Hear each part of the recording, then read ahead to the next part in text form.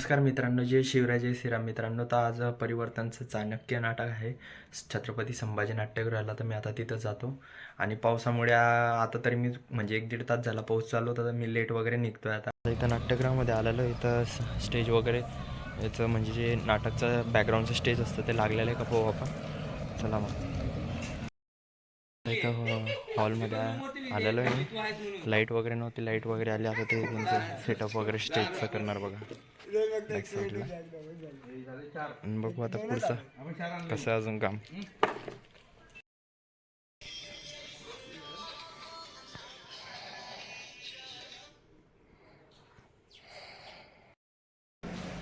आता इथं हॉलच्या ठिकाणी आलेलो आहे मित्रांनो. मी बाहेर वगैरे गेलो होतो कामासाठी. आता 7:30 वगैरे झालेले आहे. थोड्या वेळात 7-7:30 झालेले वाटतं. कार्यक्रम वगैरे चालू आहे. नोव्हेंबर 23 सांगितली आता फायनल. सरांना मग आणि पण बोलली मी घेतला नाही.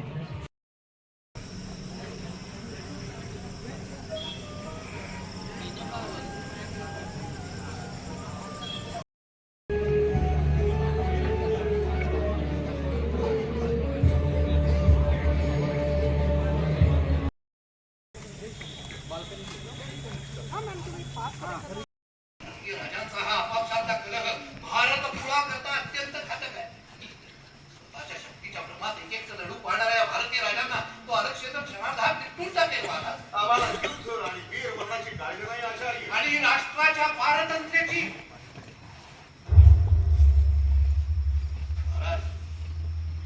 महाराज हे युद्ध म्हणजे गांधार आणि कुरुनगराच्या दोन राजांच्या अहंकाराच्या संघर्षा इतकं मर्यादित नाही. प्रश्न आहे राष्ट्राच्या पारतंत्र्याचा. बाणाप्रमाणे भेदही घेता येतो किंवा भाल्याप्रमाणे फेकताही येतो.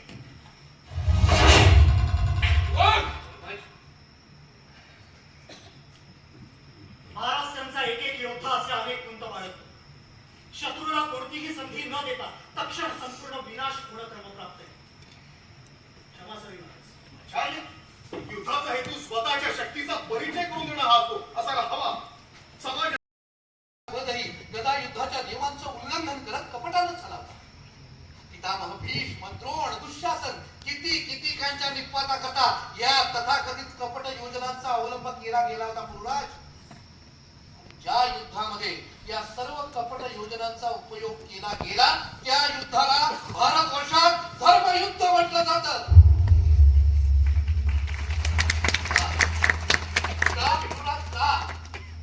तर या सर्व तथाकथित कूटविद्यांच्या आणि कपट नीतीच्या तळाशी या भारतवर्षातल्या लक्षावर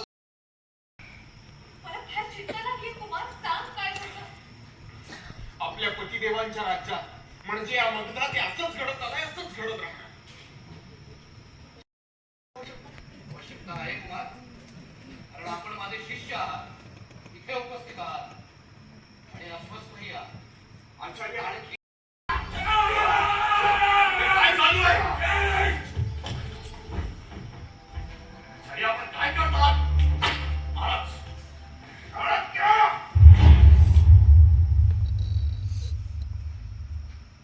एक शिक्षक, एक अध्वर्यू, एका अध्यापकाला देहदंड तू देणार?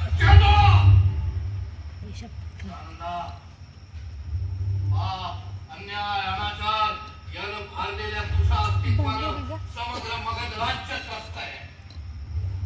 आणि म्हणूनच मगधाच्या हतबल हतवीर्य प्रजेला, या भूमीतील सर्व वस्तूंना, आकाशस्थ इंद्राला, अंतरिक्षातील सर्व देवत्वाला, जड चेतन चराचर सृष्टीला साक्षी मानून मी विष्णुगुप्त चाणक्य या मगधाच्या सुख समृद्धी करता, समन्यायी व्यवस्थेच्या स्थापनेकरता आणि भारतवर्षाच्या अखंडिततेकरता प्रतिज्ञा करतो. तुझा आणि तुझ्या नंद वंशाचा निपात करेल. राष्ट्र व्यवस्थेचं उच्चाटन करेल. अखंड भारतवर्षाची स्थापना करेल. आणि जोवर ही प्रतिज्ञा मी पूर्ण करत नाही तोवर या मुखाला देह विच्छिन्न मानू ही शिखा अशीच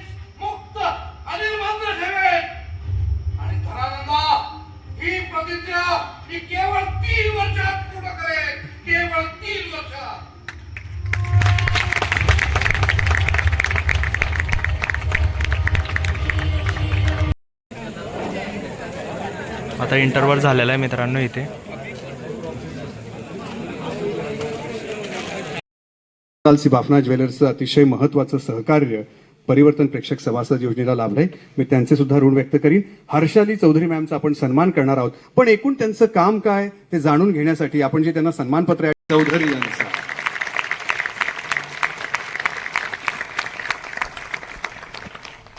आणि ही दिव्यांग मुलं ज्या ज्या वस्तू बनवतात ते आपण सुद्धा खरेदी करावी असं एक छोटंसं आवाहन करतो. आणि आपण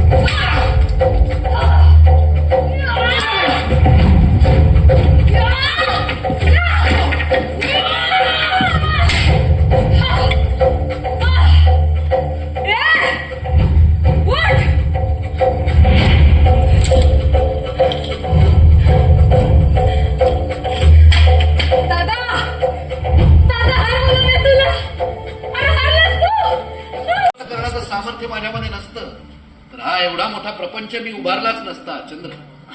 पण आचार्य, या सगळ्यात महत्वाचा अडसर असेल तो महाअमात्य राक्षसाचार्यांचा.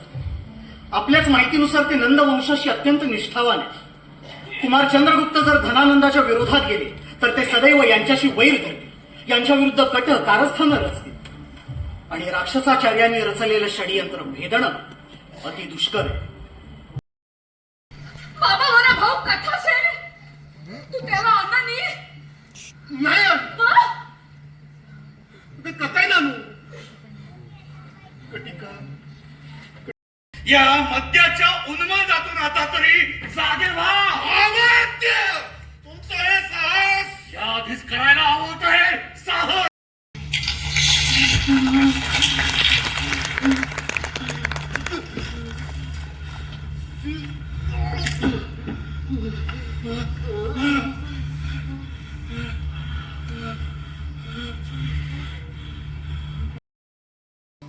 हे आहे मगध राज्य. ही मगधाची पूर्व सीमा समुद्राने घेरली आहे. हा आहे कलिंग देश. गंगा आणि यमुनेच्या या मधल्या वन प्रदेशात आपण आत्ता. इथे वर काशी कोसल आणि त्याच्याच वर उत्तरेला हिमवान काष्ठमंडप. यथार्थ धर्मच. पण अद्यापही मला नीटचं कळलं नाही गुरुदेव, काशी आणि कोसल का? सांगतो. मगधाच्या दक्षिणेला आहे कलिंग, मगधाचा शत्रू. आणि मगधाच्या पूर्वेला आहे समुद्र, म्हणजे ना मित्र ना शत्रू. याचाच अर्थ असा की दक्षिणेकडून आणि पूर्वेकडून मगधाला कोणतंही सहाय्य मिळणार नाही. काशी आणि कोसलचं सैन्य अत्यंत क्षीण आहे. आणि म्हणूनच तुझ्या या वनवासी सैन्यासह पण या राक्षसाच्या सुरक्षा व्यवस्थेमुळे आपलं ते स्वप्न आजपर्यंत कधीच पूर्ण होऊ शकलं नाही. महाराज मौर्य ऐका. आता आपला संधी मित्र राजा पर्वतक आपल्याच राजदुर्गावर आक्रमण करण्याकरता सिद्ध झालाय. ऐका. आणि आता आपलं हे प्रणय भग्न हृदय विश्वातल्या कटू सत्यांचा सामना करायला सक्षम नसेल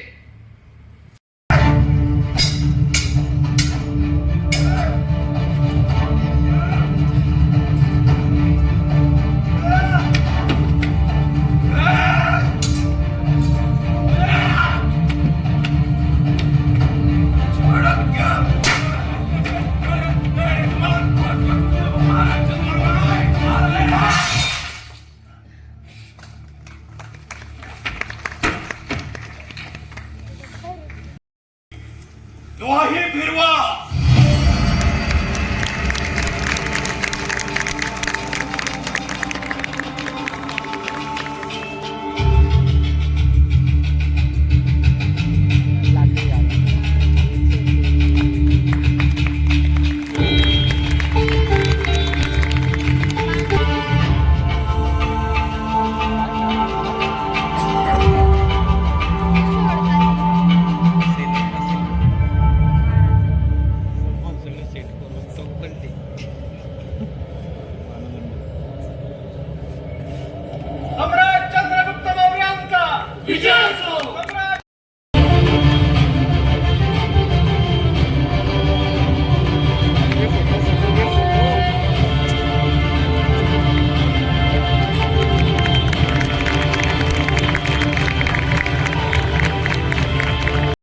स्वप्न पाहिलं आणि ते करून दाखवलं. एवढंच नव्हे तर आजही जगाला ललामभूत असणारे असे 2 अतिशय महत्वाचे ग्रंथ त्यांनी लिहिले, डॉक्युमेंटेशन केलं, अर्थशास्त्र आणि नीतिशास्त्र.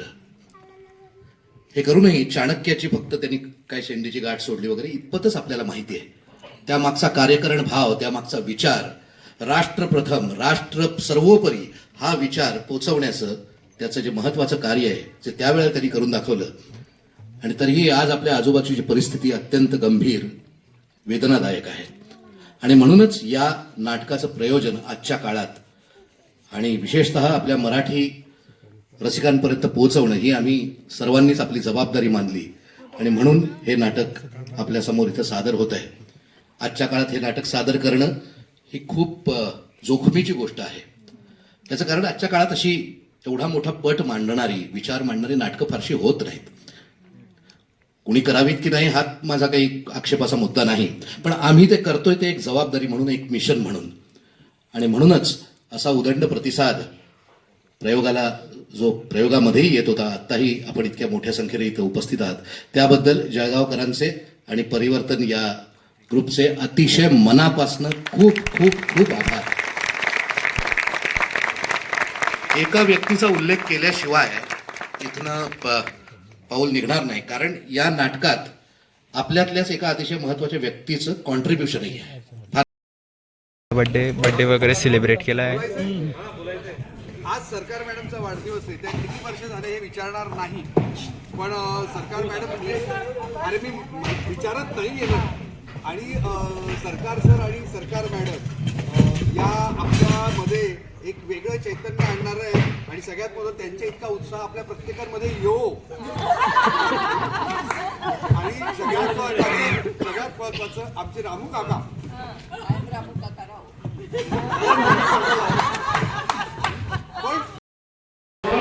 आता इथं आमचं जेवण वगैरे झालेलं आहे सगळ्यांचं.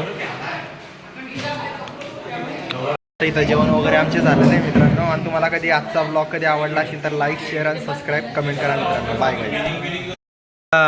इकडे जळगावला येऊन परिवर्तनमध्ये कसं वाटलं तुम्हाला इकडे?